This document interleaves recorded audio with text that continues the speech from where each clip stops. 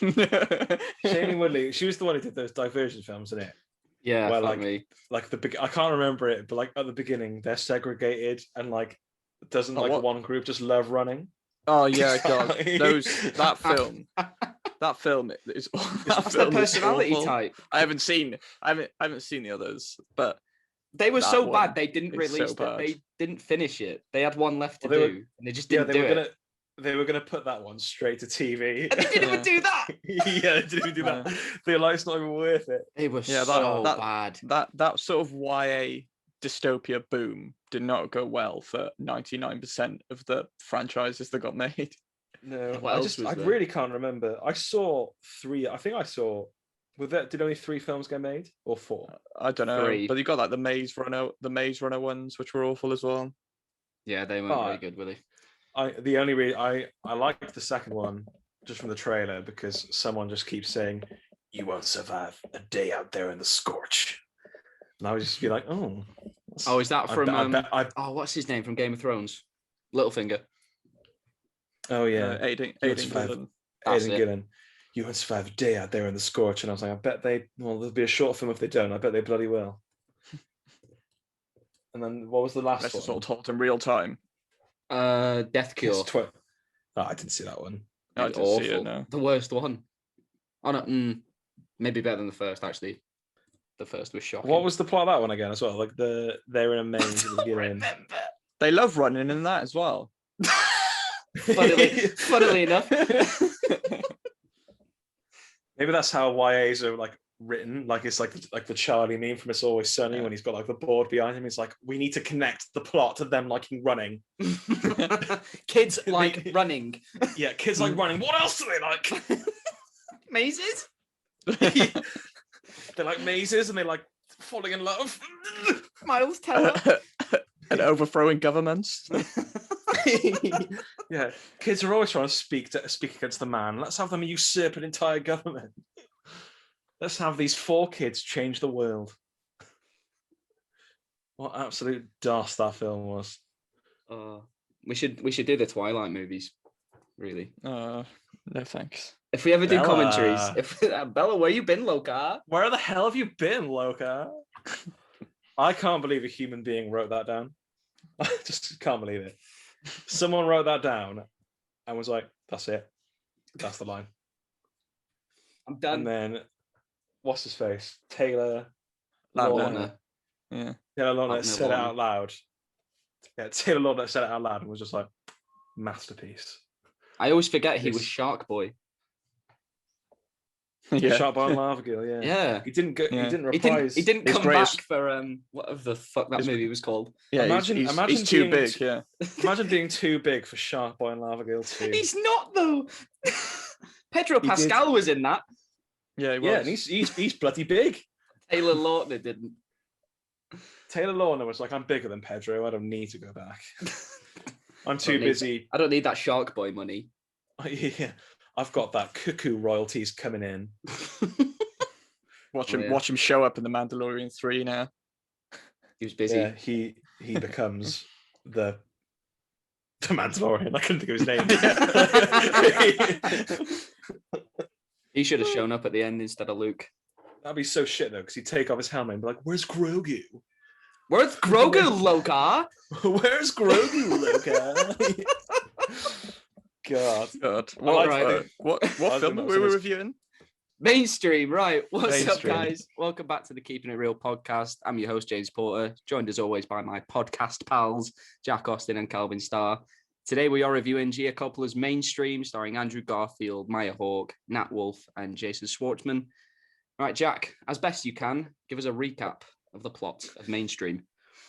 So, as basic as I can. As basic as I can. Ethan Hawke and Uma Thurman's child makes shitty YouTube videos that she records. And she records Andrew Garfield being a douchebag one day, and then suddenly her page gets 1,000 views, which to her is, out of this fucking world. It's more views than us. One video in the space of one day, in the space of one fucking day. And then Jason Schwartzman approaches them to make a YouTube game show for no reason. But that's not even what they were filming in the first place. The game show was as equally hard to watch as this film was. Andrew Garfield becomes an even bigger piece of shit all the way through until he makes a girl kill herself, which the internet then embraces him for and loves him. And it ends with them applauding him, smiling. So yeah. Yay. Yeah. Right, Calvin, you can start with this one. I want to know what you thought of Mainstream. Well, I really didn't like this film. I felt like it was just totally late to the party on the issues it was trying to address. All the way through, I was like, this film is just saying a lot without actually saying anything. I felt the film was just more style over substance. And I personally felt that it could have been dialed back on more of the sort of surreal stylistic aspects. For instance, in the scene, which was probably like after this, so this scene comes after what was probably the most poignant scene in the film, where that girl is bullied by Andrew Garfield's character. We get Mayor Hawke's character obviously being sick emojis in the bathroom. Yeah, what the fuck and was this that part, about? I was just like, we get it. Like, social media is poisonous. Yeah. And I just thought like it would have been more impactful if she was just sick normally after the harrowing events that literally just transpired. This poor girl being like publicly shamed, and then they go in and take everything away from it by having a really surreal moment. Yeah, that was odd. A lot of the stylistic I forgot the word, choices in this movie were just strange and just really pulled me out every time they could. Just you're watching something weird. I was like, oh yeah, I get it. I get you going for something, but it's trying to be a lot more, it thinks it's a lot more profound than it actually is. The only thing it's saying is social media is bad and you shouldn't use it as much. I was like, maybe if this came out 5 years ago, it might have been like, oh, maybe we should stop, maybe we should calm down. But the 2021, come on. Yeah, so late to the party. Yeah. Jack? It was just, it was bilge. Absolute bilge. The word is back. Bilge is back. It was, I don't know if it's just me, but I thought Andrew Garfield's character was supposed to be likable before he became famous, but I thought he was already a fucking prick. I was like, I hate this man. It's like he'd seen Fight Club. Yeah. And was like, I want to be Tyler Durden. Yeah, I hated his character with a burning passion. And even before the revelation of him being like a manipulative piece of shit. Like, was he meant to be charming or charismatic from the start? I don't know. I'm not really sure. He's strange, mysterious, and that's what lures you in. But I thought he was the worst. Yeah, it's just the worst guy. A guy I would not want to know at all. I was like 5 minutes watching him. I was like, I'm exhausted. I can't even imagine spending time with this man. Like, I'd literally, I feel like I'd have a conversation with him and I'd have to like sit down afterwards. And then like, I just didn't buy their relationship at all. No. His relationship with Maya Hawke. Like, she literally films him and thinks like, oh God, he's so quirky. She gets 1,000 views on her fucking video. And then like, when she goes for like dinner with him, she keeps like, every time he opens his mouth, she like shoves her camera in his face. Like literally in his face. Like, you're being equally as annoying here. Yeah, like, I was like, this is like, don't make this your personality. Like, I'm the camera guy, shove a camera in your face every time you open your mouth. Like, it was just so weird. I really thought her character was an awful character for us, the audience, to be like, go through her eyes to see this like awful man sort of unravel. And I really thought the scene I just mentioned with her being sick after what's happened, I really thought this would be the point. I was like, okay, this is a point where her character was going to realize and turn her back on this awful guy and try and undo all the things she's helped him do. But no, instead she just goes along with it, hardly showing any emotion or remorse for what she might be doing. And then she literally does not show a single emotion throughout this film, and she was just as bad a character as his. Like that's awful for trying to write a character for your audience to follow. Like, she was the main character, and then you like, I feel like there was, I don't know, she was just a bad character. She was awfully written. Yeah, and I think Maya Hawke's really talented, as is Nat Wolff. but it's really only Andrew Garfield who gets anything to play with here. And I think if the movie wasn't so insufferable, maybe Andrew Garfield's performance might have, I don't know, worked a bit more. Because I do really like Andrew Garfield. Yeah, one thing I will say is that Andrew Garfield does take ambitious out there roles these days, and I do think he's a good actor, but I do not think he's good in this film. Instead, it literally seems that the filmmaker has basically told him, just take your performance up to 11 and then just stay there for the entirety of the film. So instead of being like a character we see become this online celebrity from essentially nothing, and how that world could potentially be good or damaging, we get this sort of caricature performance from an otherwise perfectly good actor. It just doesn't work. I thought his performance was so bad in this. I thought he was just there. There are other characters. Have either of you seen Okja by Bong Joon-ho? Yeah. Do you know like Jake Gyllenhaal's character in that? Yeah. I feel like he was trying to like emulate the same thing, but it works so well in Okja, and this it doesn't, because he's on it constantly, and it just feels like there's nothing there to grab. And I know you're trying to go for the sort of, you know, this man's larger than life, but I don't know, it just fell flat, I think. For me, he was the only part of the movie that kept me watching, and maybe that's just because I like his other work, and I like watching him perform. Yeah, you his monologue see at the it end I thought was you know, not great. I thought he performed that quite well. But the rest of it, you've got such a point where he's just he starts at a level and never gets off it. If anything, just becomes more. Which no, go the other way, become more human. I feel like he was given notes. Like he's like, what do you want me to do with it? And like Gia Coppola was like, I want to fucking disdain you. Like I want to hate everything about you. And he's like, got it. And he does that performance, and she was like, "Oh yeah, get away from me." But yes, that was it. You can tell the goal is for us to really like him and to feel betrayed. Yeah. When I can't even think what was. Oh, Frankie, was that her name? Maya Hawke. When Frankie feels betrayed by him and let down, that's when we are also supposed to feel let down. And I was like, well, no, I expected this from the moment we met him, because it says, is he the Prince Charming or is he the rat? I'm like, well, he's going to be the rat. You wouldn't pose that question if he wasn't. I think, is it when there were just so many unbelievable parts of this movie? Like, one, he walks into that bar where she works, causes a scene, and then convinces her to quit her job. That's not, people have money worries. Like, she literally just said she had to like sell a car and stuff as well. Yeah, I'm just like, well, you've done that on a whim because you think this one bloke's going to get you these views, which fair play he does, but yeah. And well, she literally doesn't have a character.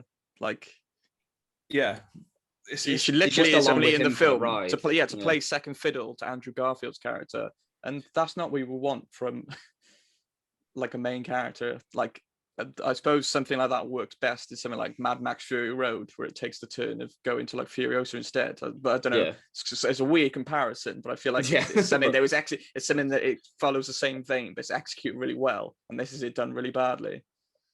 Yeah. The actual content they're putting out as well, though, I was how is this so popular? Oh, it was absolutely unwatchable. Bilge. It was as you put it. Bilge. It was tripe. It was. I literally like. I wasn't. Was it supposed to feel uncomfortable? I knew like he was trying to make you uncomfortable about the whole like social media, you know, your phone controls your life thing. But like I felt just uncomfortable during all of it. Even when it like progressed further, I was like, I would never watch this fucking show. The show was awful. Yeah, I didn't exactly get the point of it. Yeah, I didn't get if he was trying to say more about society or more about influencers or social media as a thing. I think there needs to be like some communication there as to what the actual film's point is if you're going to try and make these sort of points on these issues. Yeah, I feel that would have the points that the film's trying to get across would have probably been, you know, delivered better if the material was relevant, but it does feel so outdated. And for a film that's, you know, criticizing and trying to expose the horrors of social media, you think they'd be a bit more in tune to what people are actually watching, you know, the bad stuff on social media. But it just all seems so fictionalized that I couldn't relate to it at all. Yeah, it was. I just couldn't. I couldn't even visualize him as a real person, which I feel like is what you need. Like the bit when he's on that talk show with Johnny Knoxville. Yeah, don't know why Johnny Knoxville's in this. That was Like, that was a weird scene. Cameos. Cameos. Yeah, and I only knew who Johnny Knoxville, and I only knew I think Jake Paul. I think that was the only one I knew out of all those internet. I didn't have a clue about any of the other ones. I guessed they were real just because Jake Paul is there. Yeah, but I don't know when he was doing that, and at the end he starts kicking off and pretends to take like a shit on the table. I was like, this wouldn't happen. Like, I was confused as to whether that was proper mental breakdown. I was confused as to whether that was meant to be a real shit or not. Same with. No, I think he said it was. I know he said it was played, but I was like, fake. Is he being real? I don't know. Also, what kind of person brings a Play-Doh shit? Yeah, that's what I was thinking. I was like, is it real or not? Also, like the phone wallet keys. The streaking scene, I was like, is that meant to be a real penis, or is that because that's the worst prosthetic penis I've ever seen? But I was too seen many. A fair amount for a 23-year-old. He was just adding it to his list. Doesn't even break the right 20s. At that bottom. That's bottom. Yeah. Rank that prosthetic. Yeah, this movie just really didn't work for me, and I was so excited because I like all the actors in it, and I'm surprised they signed on for this. Really, the only character I actually enjoyed, I think, was Jason Schwartzman, because he just kept making me laugh. Oh yeah, that's just Jason Schwartzman, though, isn't it? Yeah, like I don't know if it was his character or every time Jason Schwartzman opened his mouth, I was like, lol.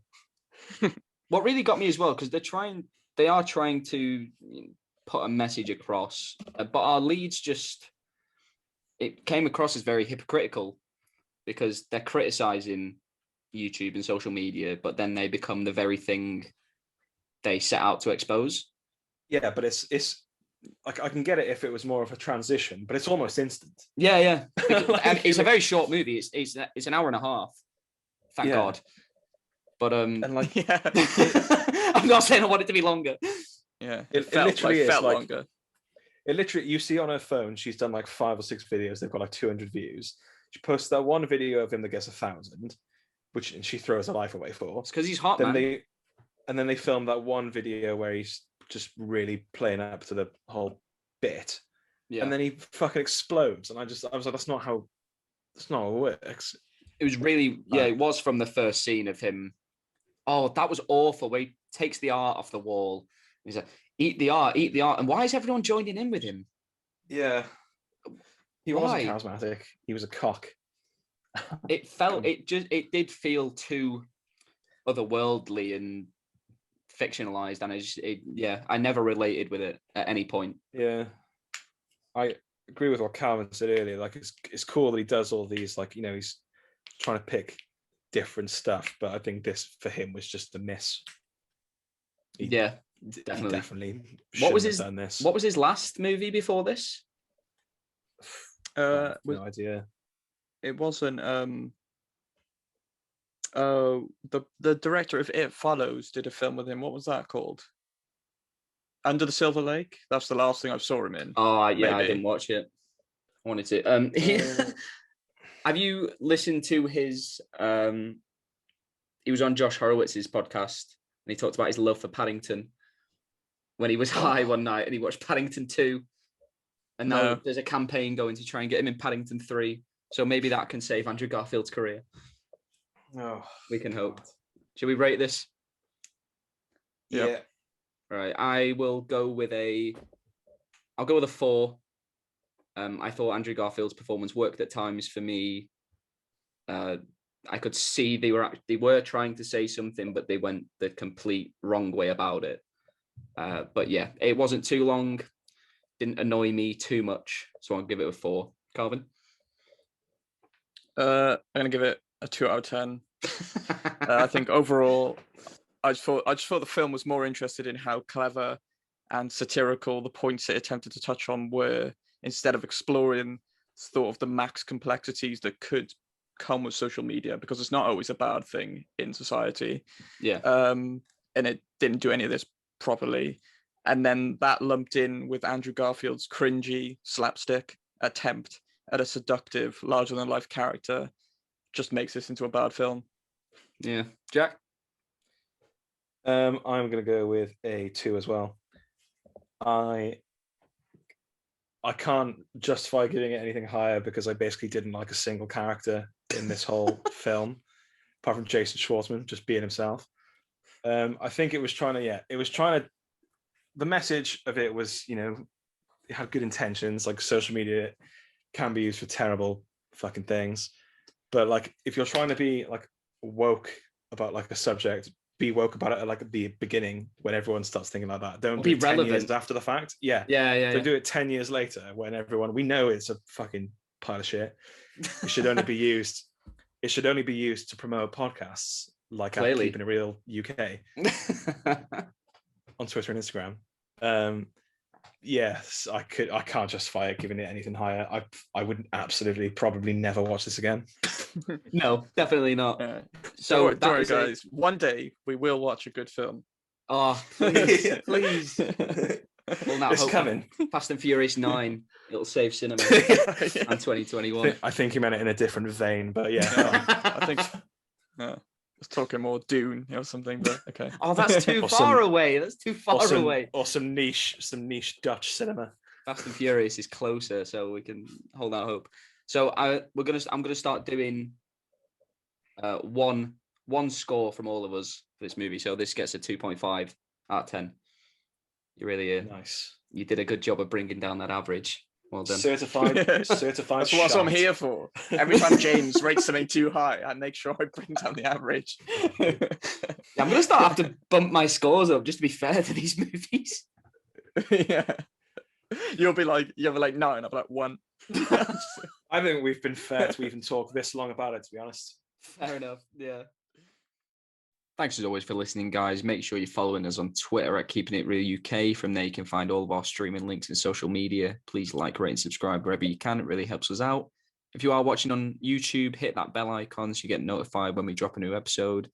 As all of us are getting back to work now, we may be switching up the show a bit, but we'll let you know when and if that happens. We'll be back tomorrow with our review of Netflix's The Woman in the Window. Until then, please share this around if you enjoyed it. As always, keep it real.